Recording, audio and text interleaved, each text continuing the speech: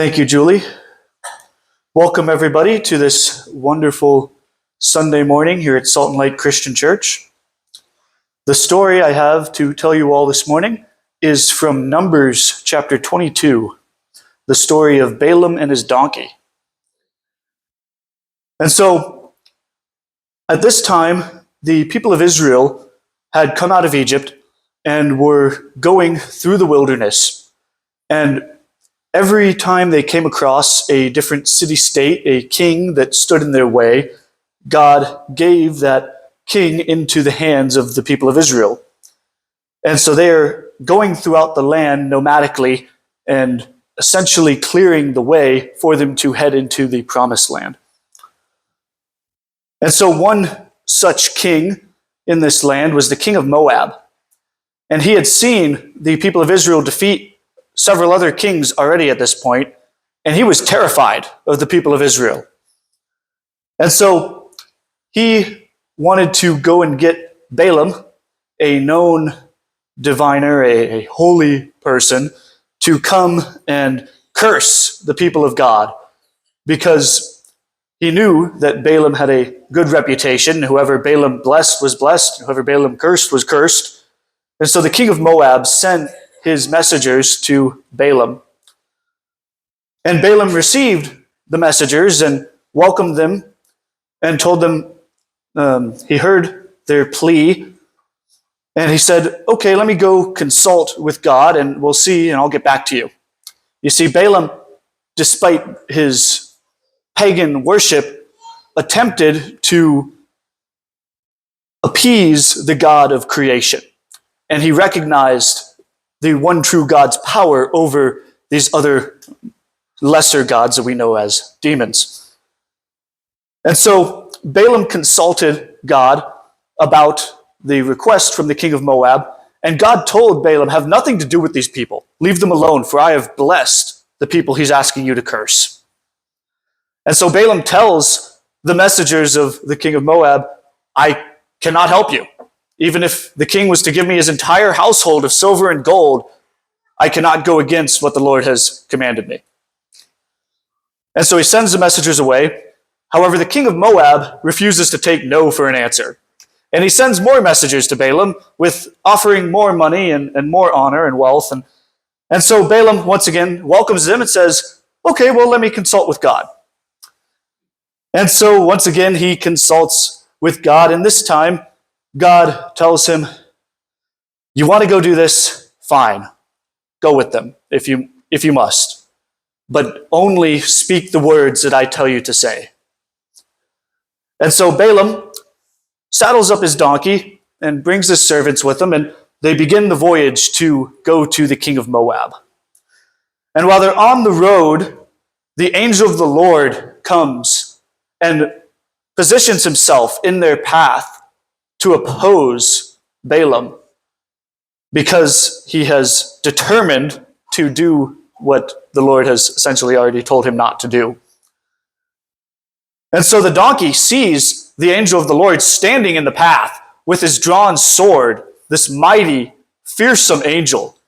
And the donkey, knowing better, turns and veers off the path into a field. And Balaam, thinking this is strange, his domesticated donkey he's had his whole life is acting up, but he whacks it with his staff and corrects it and gets it back on the path. And the angel of the Lord moves along ahead on the path and positions himself between two vineyards where there is a wall on either side of the path.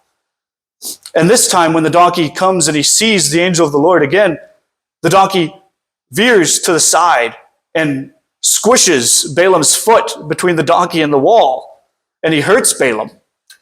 And at this point, Balaam is getting kind of upset, and he whacks his donkey again with his staff to correct it, and the angel of the Lord moves along and repositions himself further down the path, and a point where the path narrows and there is no way to veer on to either side. And at this point, the donkey, when they come to this point in the path, sees the angel of the Lord for the third time, and having nowhere to go, the donkey just stops and lays down underneath Balaam. And now at this point, Balaam is feeling embarrassed. He's with all these messengers from the king. He's with his servants. His domesticated donkey's disobeying him, and his wrath has been kindled. And so he beats his donkey again with his staff, trying to get it to move, and it just won't. And it's at this point that God does one of the most hilarious things that I think we see in the Bible.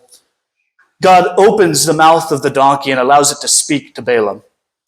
And the donkey cries out to Balaam, saying, "Why have you struck me these 3 times? What have I done to deserve this treatment? Is this my habit? Do I often go against you? I've been your donkey that you've had your whole life." And Balaam, yelling at the donkey, says, I wish I had a sword so I could kill you. This is how angry Balaam was at this donkey for disobeying him. And when the donkey asks, well, is it my habit to disobey you? And Balaam thinks, and he's like, well, no. And at this moment, the Lord opens Balaam's eyes, and Balaam sees the mighty angel of the Lord standing before them with his drawn sword. And Balaam dismounts from his donkey immediately and bows down before the angel of the Lord. And he says, "Lord, I did not know that you were opposing me. I'm sorry. I will turn back. I will go back. I will not go to the king of Moab." The angel of the Lord chastises Balaam for beating his donkey these 3 times, saying that his donkey saved his life. For if the donkey had continued down the path in any of those 3 instances, Balaam would have been the one killed, and the donkey would have survived. However, the Lord, showing mercy, allows Balaam to continue and to go to the king of Moab, once again telling him, "Say nothing except for the words that I give you." And so we see in the next chapter, chapters 23 and 24, that Balaam does go to the king of Moab, and the king requests Balaam to curse the people of Israel, and Balaam consults God 3 times, and every time Balaam ends up blessing the people of Israel because the Lord had already done so. We see from this story not just the funny moment of the donkey speaking to Balaam, but we see that God protects his people no matter what, to the point that God will even use the world, the worldly people, to protect his people. So thank you. In this new year, try to remember that God has our backs and that he is our protector and our provider and our counselor. So thank you. Let's bring the music up.